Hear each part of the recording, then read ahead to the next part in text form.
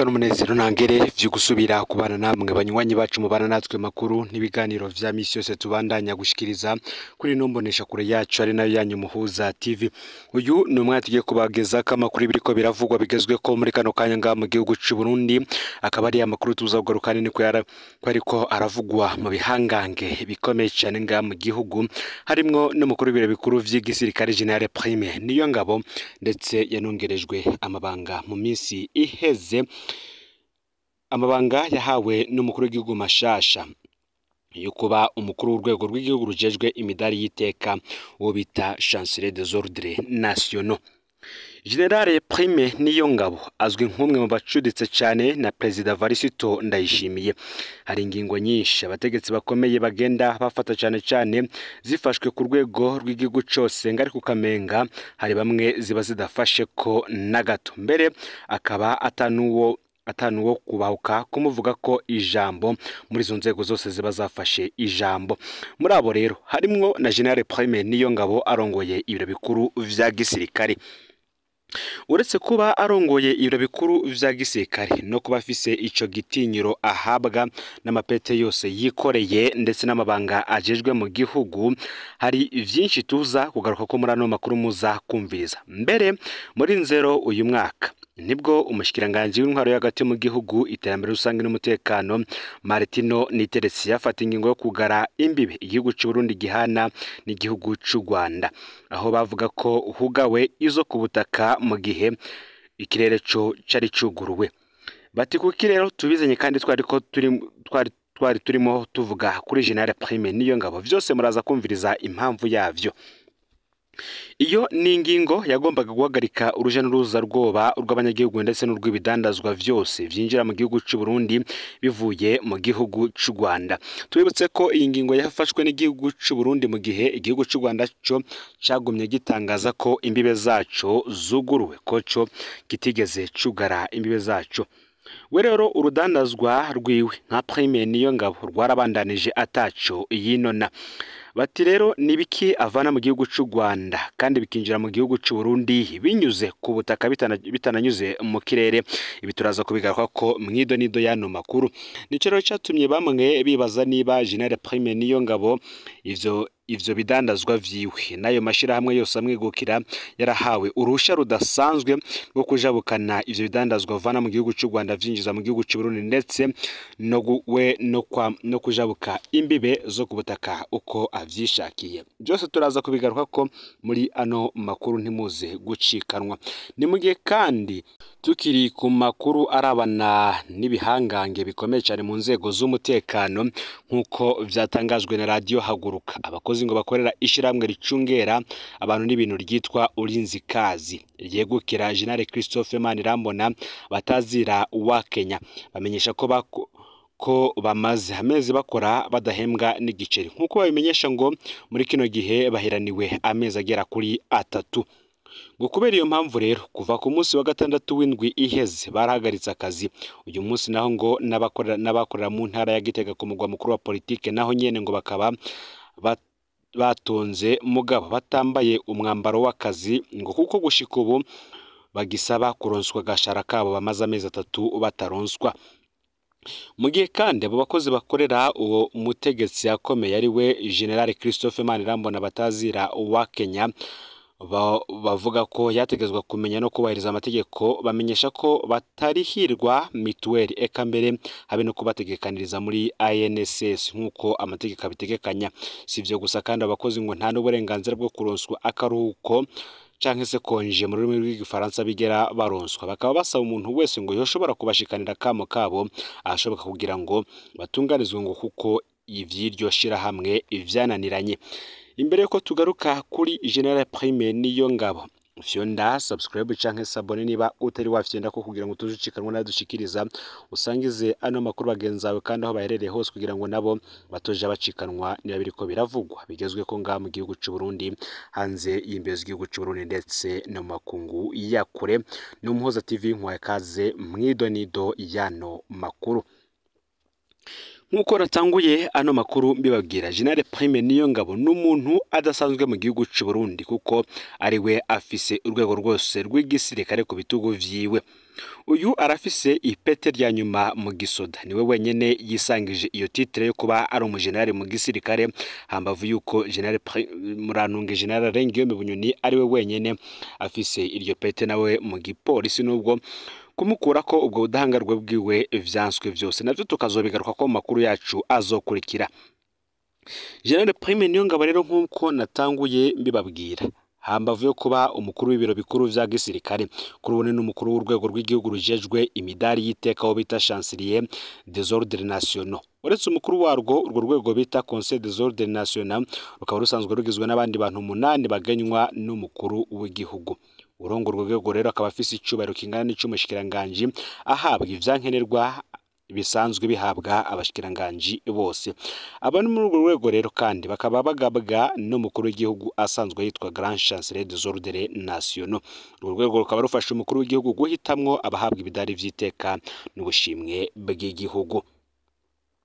Rero ibintu kuri ubu ntivyoroshe na gatoyi.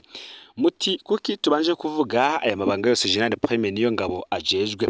Aha niho tugiye kuberekera yuko hari ingingo zimwe abategetsi bafata ariko zitaba ziraba abandi. Muri uyu mwaka muri nzero, ingingo yo kugara imbibe igihugu cy'u Burundi gihana n'igihugu cy'u Rwanda zarafashwe. Inyuma yo gufatwa kw'izi ngingo rero niho havuye yuko ata muntu n'umwe yoba umunyagihugu ndetse n'umudandaza yemerewe kurengana imbibe z'u Burundi ajabuka yinjira mu gihugu cy'u Burundi ava mu gihugu cy'u Rwanda, kuko kuva mu gihugu cy'u Burundi ho uja mu gihugu cy'u Rwanda biremewe, nkuko igihugu cy'u Rwanda cyavyitangarije mu itangazo ryashize ahabona ryavuga yuko abanyagihugu b'u Burundi bo bemerewe kurengana kuko bo igihugu cy'u Rwanda kitigeze cugara imbibe.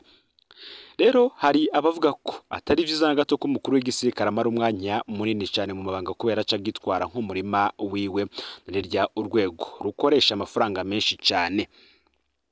General Prime Niyongabo arafise urudandazwa rwinshi cyane kandi rukomeye cyane.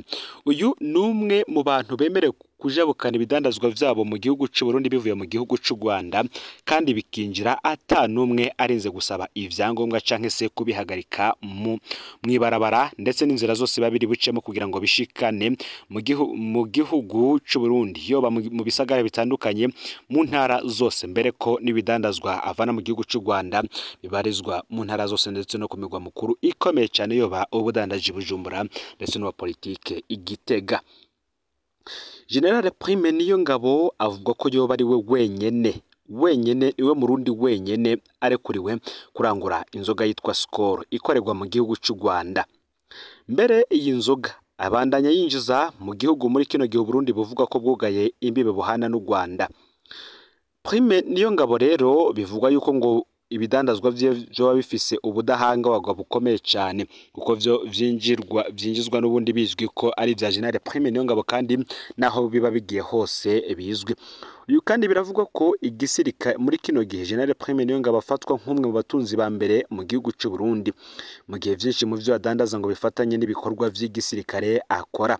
Biravugwa ko igisirikare cyoba kigurira imiti muri farumasi za Prime Niyongabo, ko microfinance yiwe nkuko bizwi ngo yitwa Eden Microfinance ifise uko ikoranira vya hafi n'igisirikare cy'u Burundi FDNB, ko kandi aherutse no gushiraho iyindi microfinance nayo yitwa y'abasirikare bato, ariko umutahe ukaba ahanini ari uwa Prime Niyongabo n'uwitwara akaba umusirikare yahoze ajejwe umutekano wiwe. Prime Niyongabo kandi biravugwa ko ngo yagize uruhara rukomeye cyane mu busuma bwahora mu mishara y'abasoda be no mu biturire bijanye n'abasoda barungikwa mu bikorwa vyo hanze y'igihugu.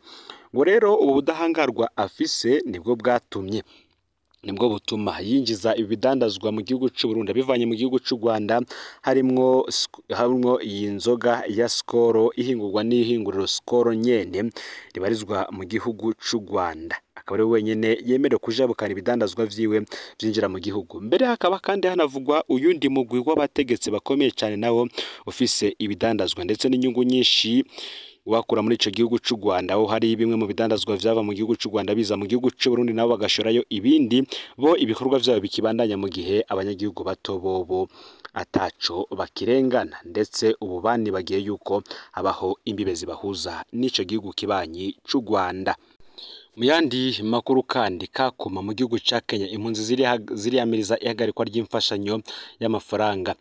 Habaye imyerekano y'impunzi z'abarundi, abanyekongo, abanyesomalia, Eritrea, Ethiopia n'abanyesudani biyamiriza imanurwa ubugira kandi ry'imfungurwa n'ihagarikwa ry'imfashanyo y'amafaranga. Ibarabara rikuru rica hagati mu ikambi ya Karoboyi mu ikambi ya Kakuma rikaba ryarazibiwe.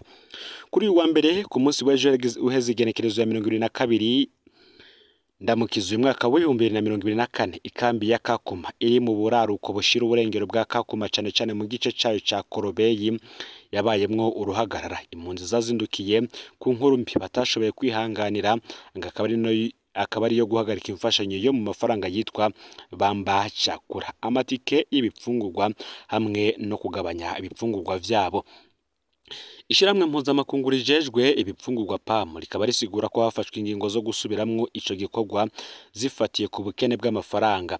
Kumvo z'ubukene bw'amafaranga, PAM ngizohagarika imfashanyo y'amafaranga kuva muri Rusama uyu mwaka w'2024.